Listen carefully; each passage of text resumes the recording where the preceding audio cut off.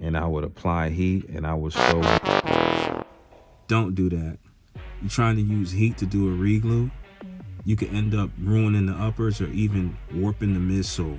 And let's not talk about those little contact cement bottles with the brush inside that spills all over the place, and the brush is so big you can't even reach inside like little areas to do a proper reglue. And at the end of the day, you don't even get a reglue. All you get is frustration. Get a reglue kit.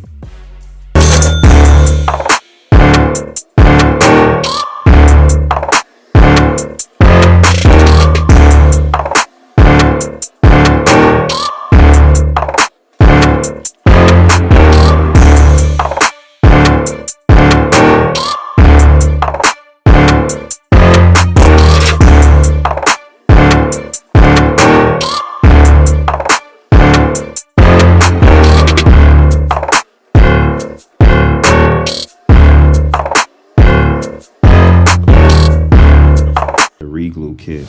Hey, my name is Footprints, and again, I'd like to thank you for watching. So here's a little bit about me.